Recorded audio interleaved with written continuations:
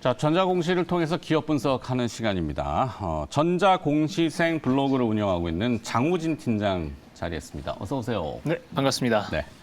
요즘 뭐 많이 활동하시던데 네. 네이버 프리미엄 채널 뭐 이런 것도 네. 찾아보면 들어가면 있죠? 네, 열심히 네. 하고 있습니다. 네. 화이팅입니다. 자, 우리 장우진 팀장 그러면은 일단 딱 그 이미지 메이킹 되는 기업은 KT 서브마린. 네, 물론 에코프로 시리즈처럼 뭐 아주 화려하진 않지만 그렇죠. 그래도 10몇 % 정도는 올랐죠. 네네. 공시를 잘 들여다보면은 그 해법이 좀 많이 엿보이는 거는 명확한 것 같은데 네. 오늘은 어떤 기업부터 볼까요? 첫 번째 기업은 CTC 바이오입니다. CTC 바이오. 네. 근데 머리가 좀 아파요. 왜요? 계산이 좀 복잡합니다. 이게 또 네. 복잡한 계산이에요? 네, 계산이 굉장히 복잡한데 주가는 될 것 같은 공시가 하나 나왔어요. 뭐 어떤 거죠? 어제 어떤 공시가 나왔냐면 파마 리서치라고 네. 상장사가 있는데요. 이 회사가 리주란? 리주란, 네, 리주란. 리주란이랑 콘주란 미용기기 맞아, 의료기기 맞아. 하는 회사입니다. 네. 근데 이 회사가 지분 7.05%를 취득했어요. CTC 바이오의 CTC 지분을? 바이오의 지분을 파마 리서치가 취득을 했는데 음. 그 목적을 경영 참여라고 이제 대놓고 밝혔습니다. 단순 투자가 아니라 그렇죠. 단순 투자가 아니라. FI가 아니라 SI 쪽이네요. 그렇죠. 약간, 그래서 이게 경영 분쟁의 가능성이 되게 높아 보이는 게 이게 기존의 그 대주주가 이민구 회장과 더블릭지거든요. 네. 근데 지분율이 12.5%예요. 근데 지금 7%를 바로 확보했죠. 여기 추가로 이제 확보할 수 있냐 여부인데 파마 리서치의 그 어제 재무제표를 조금 뜯어봤더니 네. 그 현금이 1,800억 정도 있어요. 그리고 수년금만 1,200억 정도 있는데 7%의 지분을 취득하는데 156억이 들었습니다. 네. 그러니까 이민구 아직 회장 여력이 총알 여력이 아직 많죠. 실탄이. 네. 그러니까 이민구 회장 지분 이상을 넘을 가능성이 굉장히 크다는 거예요.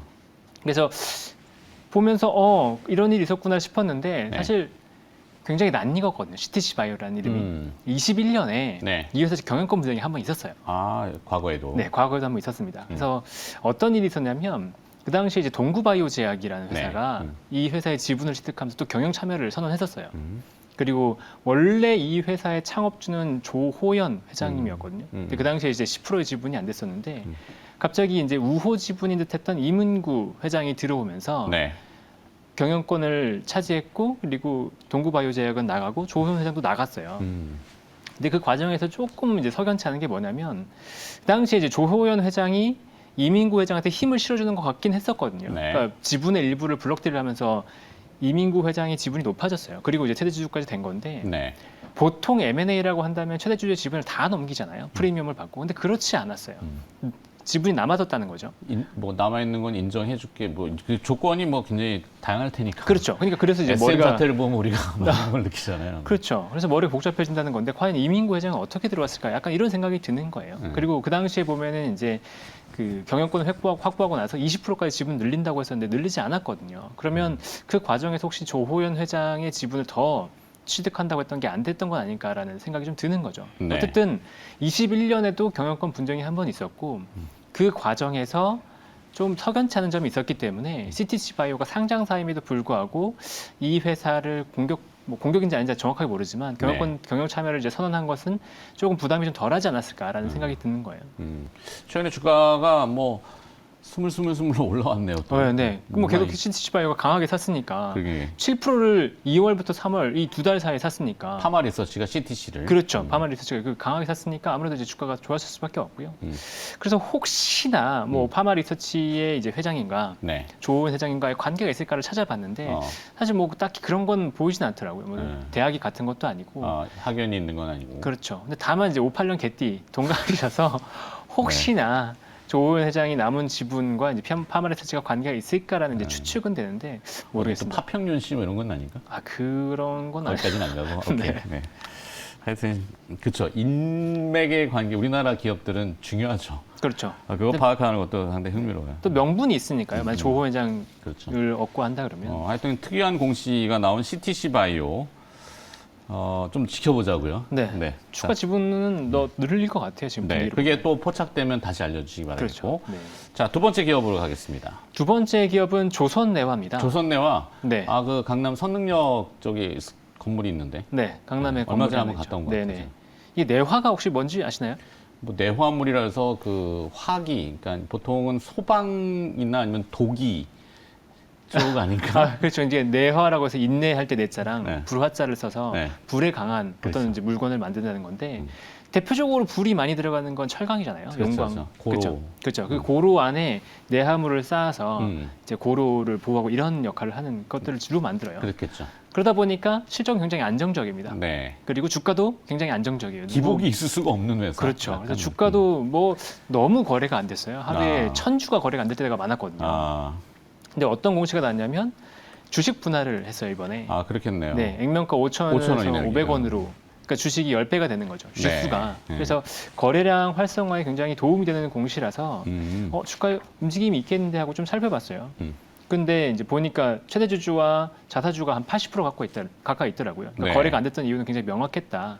그래서 남은 20%라도 이제 유통 주식을 좀 늘리면 거래가 활성화될 수 있지 않을까라는 기대감이 있는데 조금 더 봤더니 이제 아쉬운 게 뭐냐면 최근에 인적 분할을 발표했어요. 지주사 네. 전환을 하면서 인적 분할을 하기로 해서 최근에 분할에 대한 이슈가 안 좋잖아요. 그러니까 그렇죠. 인식이 안 좋잖아요. 맞아요. 그래서 그거에 대한 부담이 하나 있고 그다음에 왜 지금 상황에서 부동산 개발인지 모르겠는데 부동산 개발에 본격적으로 진출을 하고 있어요. 사업 목적에 추가를 했나요? 아니면은 뭐 원래 자회사를 있던 거? 두고서 부동산 개발 전문 회사를 이제 아예 설립을 하고 아. 그쪽으로 이 회사가 갖고 있던 부동산도 넘기고 추가로 부동산을 막 사고 있어요. 네.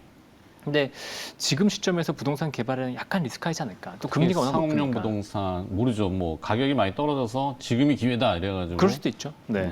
그 강남 쪽에 네. 그런가? 어쨌든 그 부담이 지금 있어서 음.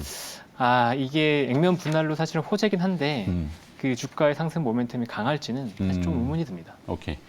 자, 조선네어가 액면 분할 발표 공시를 했고, 자, 세 번째 기업으로 가볼까요, 빠르게? 다음은 이제 NHN인데요. NHN. 아, 네. 여기도 참 주가 무겁죠. 무겁습니다. 어. 네.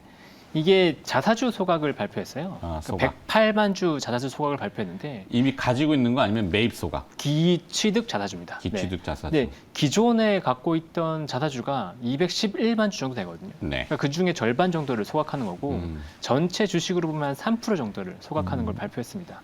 근데 이 3%가 작지가 않아요. 시가총액이 1조라서 네. 300억 정도의 규모를 이제 자사주 소각을 하기로 발표한 거고. 근데 이 회사를 보면 역시 사업 내용이 더 중요할 거잖아요. 네. 그 자사주 소각이 본업. 좋을 거냐. 그렇죠. 네.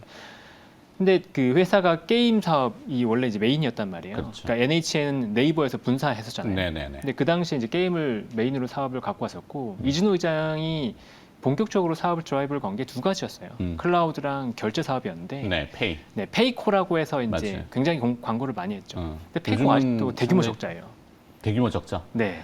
성공을 못했군요. 근데 이게 비용을 들인다고 해서 과연 이 페이가 네. 시장을 장악할 수 있느냐 이건 사실 의문이 좀 있거든요. 삼성페이가 워낙 또 잘하고 있고. 그렇죠. 지금 애플페이까지 들어오고 페이 시장이 뭐 굉장히 치열하죠. 그렇죠. 그래서 이 결제 시장에 대한 부담은 조금 있다. 다만 클라우드 쪽은 또 굉장히 잘 되고 있어요. 네. 최근에 또 1조 원 규모의 이제 가치를 평가받아서 펀딩까지 받았기 때문에 이 회사가 아까 말씀한 NHN이 1조인데 네. 자회사 가치도 또 1조란 말이에요. 물론 이제 지분이 희석이 됐겠지만 어쨌든 그 이 클라우드 사업에 대한 가치를 보더라도 또 괜찮다. 그러니까 결제 사업만 어떻게 좀 잘 되면 네. 이 회사의 모멘텀은 충분히 있는 회사라고 보이고요. 일단은 그래서 뭐 주가 부양까지 뭐 의지는 의지겠죠. 그렇죠. 자사주를 있죠. 소각시켜 버리면은 당장 그 뭐 재무적으로는 ROE 같은 게 좀 올라가나요? 그렇죠. 올라가죠. 네. 네, 당연히 올라가고.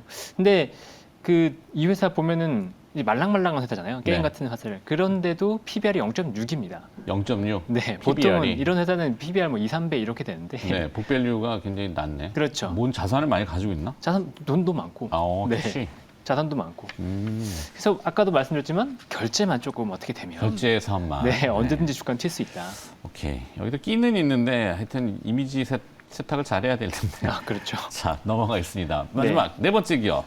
마지막은 이제 코세스인데요. 코세스. 네, 코세스가 공시가 하나 공시가? 나왔는데 2차 전지 자동화 장비를 수주했어요. 오. 네. 근데 이 회사가 원래는 반도체 후공정 장비를 주로 하는 회사입니다. 네. 그리고 시장에서 관심을 받았던 건 마이크로 LED 리페어 장비에 대한 관심이 좀 있었어요.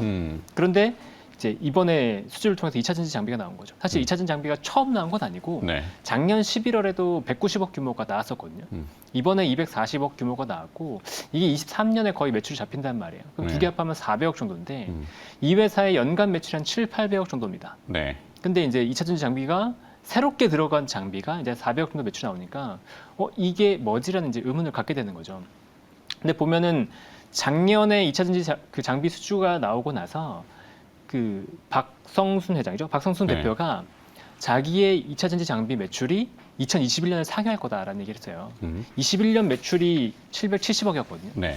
근데 2차 전지 장비 하나가 올해 단숨에 그 매출을 넘어설 거라고 본다는 거예요. 그러니까 올해 매출이 작년 대비해서 거의 2배 가까이 될 수 있다는 얘기가 되는 거고 2차 전지 장비에 대해서 좀 알아봤더니 완전히 새로운 장비랍니다. 그래서 그래요? 어떤 장비인지 정확하게 알려줄 수는 없고 레이저 응용 장비 분야도 있는데 네. 사업 내용 보니까 물론 반도체 자동화 장비 뭐인데 뭐 어차피 그 공정을 살짝 틀어주면은 이 적용은 할 수 있을 것 같다는 생각은 언뜻 들고 네네. 그죠?